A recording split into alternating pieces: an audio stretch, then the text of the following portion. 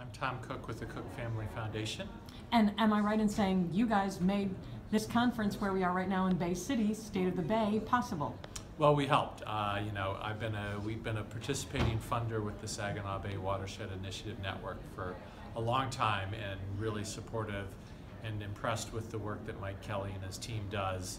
And so the opportunity to bring people together was something that a lot of people involved with Saginaw Bay Wind wanted to see happen, and we had some funding, so we were happy to help make that possible. Tell me just a little bit more about the Cook Family Foundation. The Cook Family Foundation is based in Owasso, Michigan, and we fund in Shiawassee County, working with a number of nonprofits, and we work in the Shiawassee River watershed as well on projects there. So tell me more about today. What has been going on today and what you hope people will get out of this? First of all, I heard that they were expecting maybe 20 to 30 people. There are 200 people or more here today. Quite a turnout. I think there's both a high degree of interest in Saginaw Bay and the Great Lakes, and I also think there's a large number of government people, nonprofits, private individuals that really care about Saginaw Bay and are doing good work in some part of Saginaw Bay, and there are rare opportunities where we can all get together. It's Michigan's largest watershed, so you don't always run into the other people doing work here. So when we're given an opportunity to gather, I think people want to jump at that. Tell me some of the challenges that this area is facing. I'm going to admit to you, I'm born and raised Detroit, Michigan. I drive up north all the time on I-75. I've never come to Bay City before. So I drive in and I see a beautiful bridge and a beautiful waterfront.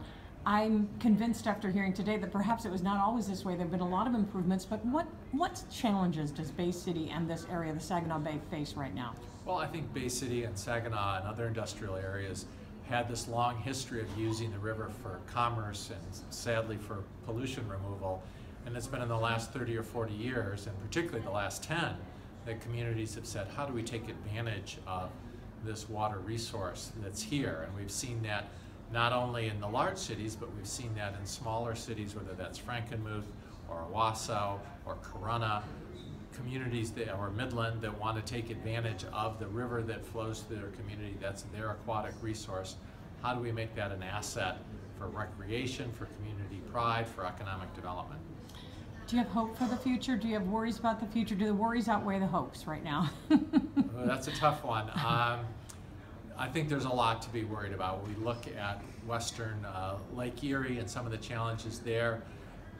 Some people dismiss that as being a unique situation.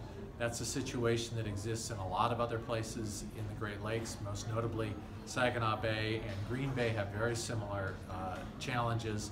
So those things do worry me. I'm so excited that there's a lot of people that understand that. We see more sharing throughout the Great Lakes, people learning from one another, and that gives me hope that we can get in front of these issues. We've made a lot of progress. We just need to keep our foot on the pedal. We need to keep raising our voices. We need to keep rolling up our sleeves and getting to work.